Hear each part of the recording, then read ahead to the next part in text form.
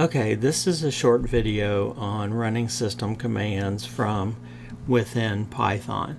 So a lot of times you will need to get information or issue a command to have something happen on the machine that your Python script is running on.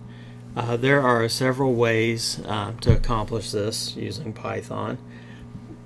The first is to use the system function within the OS module.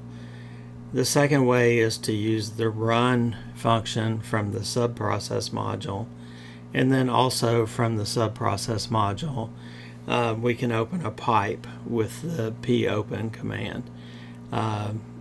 Hopefully you're familiar with I/O redirection in a Unix environment and understand what a pipe or piping commands through a pipeline means.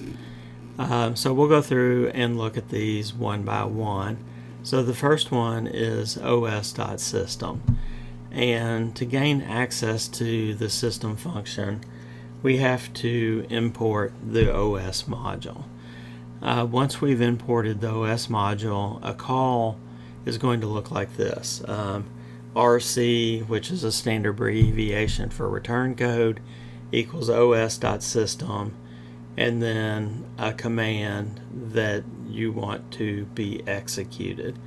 On Unix machines, most programs that return a return code or programming that has a function that returns a return code, often 0 means success.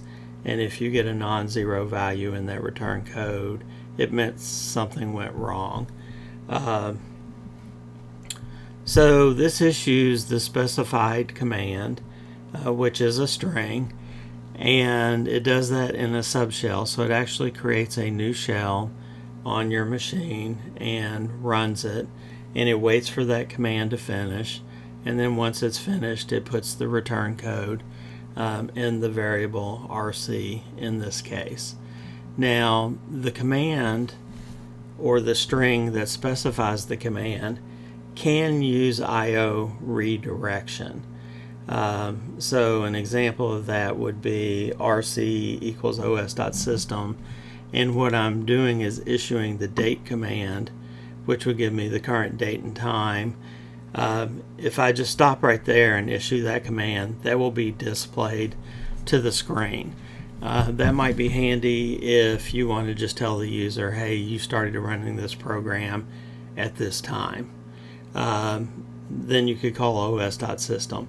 But most of the time I would say you don't want it just to appear to the user. You want to pull the output into your program and somehow process it. Or in this case here, I'm issuing the date command and sending the output to a file in the current directory named YYY. So for some reason I needed the date and time in that file and executed that. Just a note here that'll become more important a couple of slides down. Other than I/O redirection in the command, like I just showed you in the example right above, you cannot interact with standard in and standard out. So if you're doing something quick and easy, os.system may work for you. But for a lot of things, we're going to need to use something from the subprocess module. And in this case, I'm going to talk about the run command. Since it is in a module, of course you have to import the module. In this case, import subprocess. And then the syntax of the run command is object equals subprocess.run parsed arguments, comma, named options. So subprocess.run is going to return an object. We'll talk a little bit about interacting with that object here in a moment.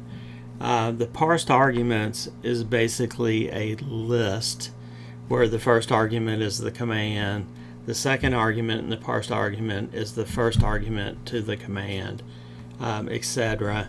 And then there are a handful, probably a dozen plus or minus, named options that you can use in conjunction with the run function. So this also issues the specified command in a subshell and waits for it to finish. So the command is going to totally execute.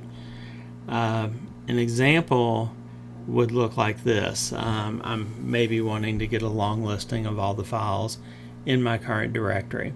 So the object that's going to be set to the result of executing this command is going to be called list_files.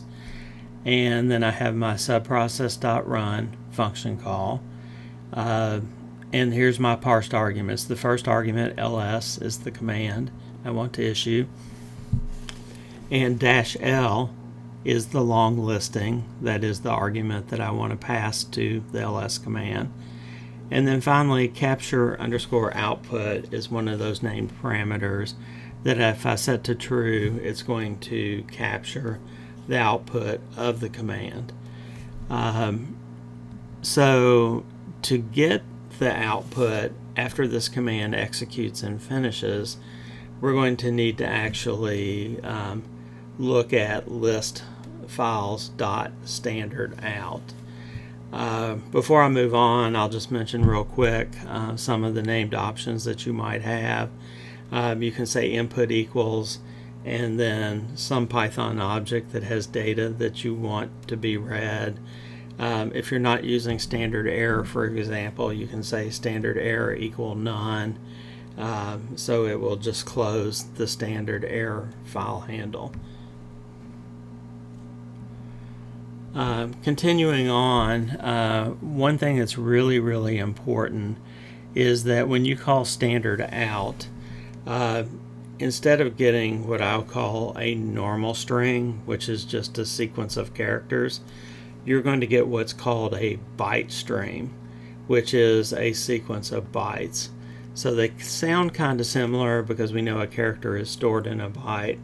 However, they are different, and if you just try to print this out, it's either going to it'll probably put B quote the string and then another B, so you're going to have this extraneous B there telling it it's a byte string.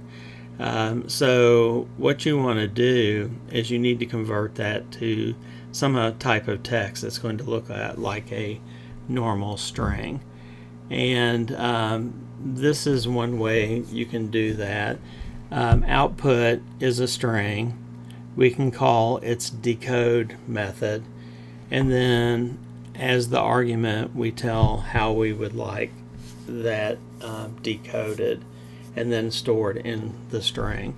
So a lot of times we use UTF-8, and this is a character encoding for computer communications and representation.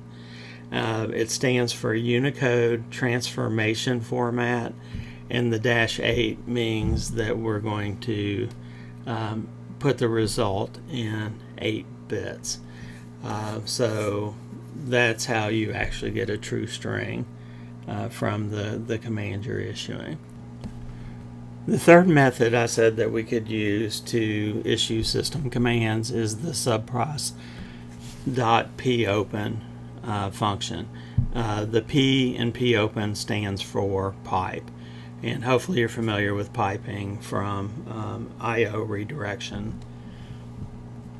So since this is in a module, we need to import the appropriate module, which in this case is the subprocess module.